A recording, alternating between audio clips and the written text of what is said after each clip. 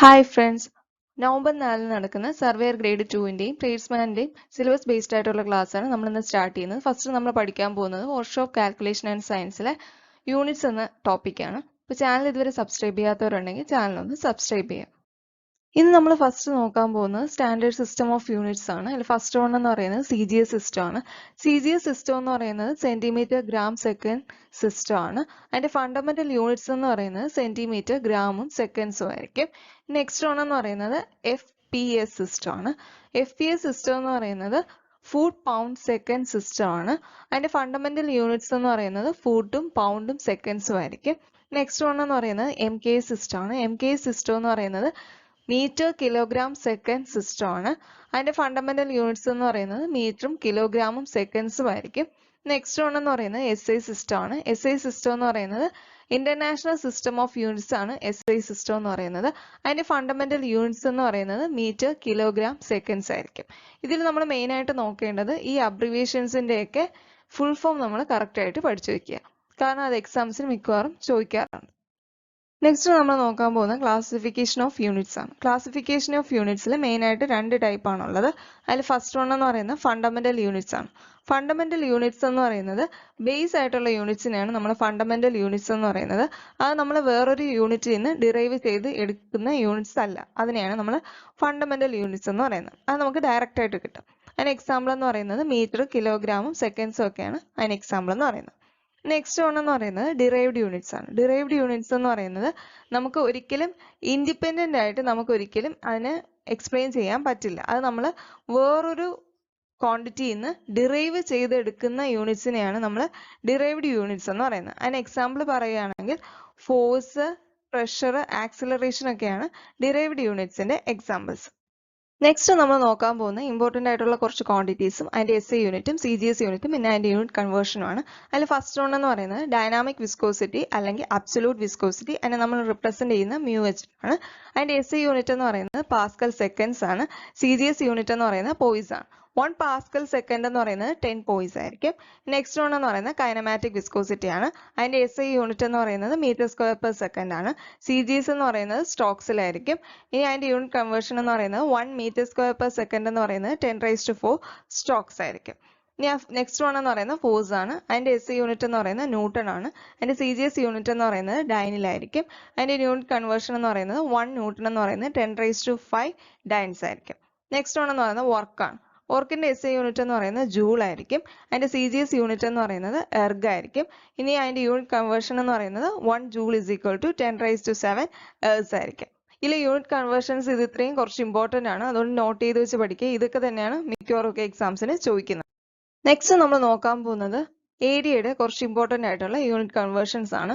അതിൽ 1 metre square എന്ന് പറയുന്നത് 10.764 ഫീറ്റ് സ്ക്വയർ ആണ്. 1 ഏക്കർ എന്ന് പറയുന്നത് 4046.8 മീറ്റർ സ്ക്വയർ ആണ്. 1 ഹെക്ടർ എന്ന് പറയുന്നത് 2.47 ഏക്കർ ആണ്. 1 ഹെക്ടർ എന്ന് പറയുന്നത് 10⁻⁴ മീറ്റർ സ്ക്വയർ ആണ്. 1 ഏക്കർ എന്ന് പറയുന്നത് 100 സെന്റ്സ് ആണ്. 1 സെന്റ് എന്ന് പറയുന്നത് 40.468 മീറ്റർ സ്ക്വയർ ആണ്. ഇനി അടുത്ത നെക്സ്റ്റ് നമ്മൾ നോക്കാൻ പോകുന്ന കുറച്ച് വോളിയം കൺവേർഷൻസ് ആണ്. 1 മീറ്റർ ക്യൂബ് എന്ന് പറയുന്നത് 35.315 ഫീറ്റ് സ്ക്വയർ ആണ്. 1 ഫീറ്റ് ക്യൂബ് എന്ന് പറയുന്നത് 0.0283 മീറ്റർ ക്യൂബ് ആണ്. 1 ഫീറ്റ് ക്യൂബ് എന്ന് പറയുന്നത് 1000 ലിറ്റേഴ്സ് ആണ്. 1 ഗാലൻ എന്ന് പറയുന്നത് 4.546 ലിറ്റർ. നെക്സ്റ്റ് നമ്മൾ നോക്കാൻ പോകുന്നത് കുറച്ച് ഇമ്പോർട്ടന്റ് ആയിട്ടുള്ള SI യൂണിറ്റ്സ് ആണ്. അതിൽ ഫസ്റ്റ് വൺ എന്ന് പറയുന്നത് സ്പീഡ് ആണ്. സ്പീഡിന്റെ SI യൂണിറ്റ് എന്ന് പറയുന്നത് മീറ്റർ പെർ സെക്കൻഡ് ആണ്. വെലോസിറ്റി എന്ന് പറയുന്നത് മീറ്റർ പെർ സെക്കൻഡ് ആണ്. ആക്സിലറേഷൻ എന്ന് പറയുന്നത് മീറ്റർ പെർ സെക്കൻഡ് സ്ക്വയറിലായിരിക്കും. ഇനി ഡെൻസിറ്റി അല്ലെങ്കിൽ മാസ് ഡെൻസിറ്റി എന്ന് പറയുന്നത് കിലോഗ്രാം പെർ മീറ്റർ ക്യൂബിലായിരിക്കും. ഇനി വെയിറ്റ് ഡെൻസിറ്റി എന്ന് പറയുന്നത് ന്യൂട്ടൺ പെർ മീറ്ററിലായിരിക്കും.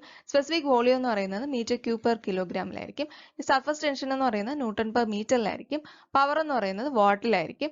പ്രഷർ എന്ന് പറയുന്നത് പാസ്കലാണ്. ഇതിലെന്ന് പറയുന്നത് സർഫസ് ടെൻഷനും പവറും പ്രഷറും നേരത്തെ എക്സാംസിന് ചോദിച്ചിട്ടുള്ളതാണ്, അതുകൊണ്ട് ഒന്ന് നോട്ട് ചെയ്ത് വെച്ച് തന്നെ പഠിക്കുക. ബാക്കിയുള്ളതും കൂടെ ഒന്ന് നോക്കി വെക്കുക. നെക്സ്റ്റ് എന്ന് പറയുന്നത് ഏരിയ ആണ്. ഏരിയ എന്ന് പറയുന്നത് മീറ്റർ സ്ക്വയറിലായിരിക്കും. ഇനി വോളിയം എന്ന് പറയുന്നത് മീറ്റർ ക്യൂബിലായിരിക്കും. വെയിറ്റ് എന്ന് പറയുന്നത് ന്യൂട്ടണിലായിരിക്കും. ഫോഴ്സ് എന്ന് പറയുന്നത് ന്യൂട്ടണിലായിരിക്കും. ക്വാണ്ടിറ്റി ഓഫ് ഹീറ്റ് എന്ന് പറയുന്നത് ജൂളിലായിരിക്കും. ഇനി മാസ് എന്ന് പറയുന്നത് കിലോഗ്രാമിലായിരിക്കും. ലെങ്ത് എന്ന് പറയുന്നത് മീറ്ററിലായിരിക്കും. ടൈം എന്ന് പറയുന്നത് സെക്കൻഡ്സിലായിരിക്കും. ഇനി ടെമ്പറേച്ചർ എന്ന് പറയുന്നത് കെൽവിനിലായിരിക്കും. ഇതും ചോദിച്ചിട്ടുള്ളതാണ്, അതുകൊണ്ട് ഇമ്പോർട്ടൻ്റ് ആയിട്ട് നോട്ട് ചെയ്ത് വെച്ച് പഠിക്കുക. ടെമ്പറേച്ചർ എന്ന് പറയുമ്പോൾ കെൽവിനിലാണ്. ഇനി ഇലക്ട്രിക് കറണ്ട് എന്ന് പറയുന്നത് ആംബിയറിലായിരിക്കും. ഇതും ഒരിക്കൽ ചോദിച്ചിട്ടുണ്ട്. അതുകൊണ്ട് ഇതും നോട്ട് ചെയ്ത് വെച്ച് പഠിക്കാം. നെക്സ്റ്റ് ആണെന്ന് പറയുന്നത് ലൂമിനസ് ഇന്റൻസിറ്റി ആണ്. ലൂമിനസ് ഇന്റൻസിറ്റിയുടെ SI യൂണിറ്റ് എന്ന് പറയുന്നത് കണ്ടലയാണ്. ഇതൊരിക്കൽ ചോദിച്ചിട്ടുള്ളതാണ്. അപ്പോൾ ലൂമിനസ് ഇന്റൻസിറ്റി എന്ന് പറയുന്നത് മെഷർ ചെയ്യുന്നത് കണ്ടലയിലാണ്. ഇനി എമൗണ്ട് ഓഫ് സബ്സ്റ്റൻസ് എന്ന് പറയുന്നത് മോളിലായിരിക്കും. സ്ട്രെസ് എന്ന് പറയുന്നത് പാസ്കൽസിലായിരിക്കും അല്ലെങ്കിൽ ന്യൂട്ടൺ പെർ മീറ്ററിലായിരിക്കും. ന്യൂട്ടൺ പെർ മീറ്ററും പാസ്കലും സെയിം ആണ്. ഇനി ടോർക്ക് എന്ന് പറയുന്നത് ന്യൂട്ടൺ മീറ്റർ ആണ്. അടുത്ത CGS സിസ്റ്റം വരുമ്പോൾ ഡൈനാമിക് വിസ്കോസിറ്റിയുടെ യൂണിറ്റ് എന്ന് പറയുന്നത് പോയിസ് ആണ്. ഇത് ഇമ്പോർട്ടന്റ് ആണ്, ഒരിക്കൽ ചോദിച്ചിട്ടുണ്ട്. ഇനി കൈനമാറ്റിക് വിസ്കോസിറ്റി എന്ന് പറയുന്നത് സ്ട്രോക്സിലാണ്. ഇതും ചോദിച്ചിട്ടുണ്ട്. ഇനി ഫോഴ്സ് എന്ന് പറയുന്നത് ഡൈൻസിലായിരിക്കും.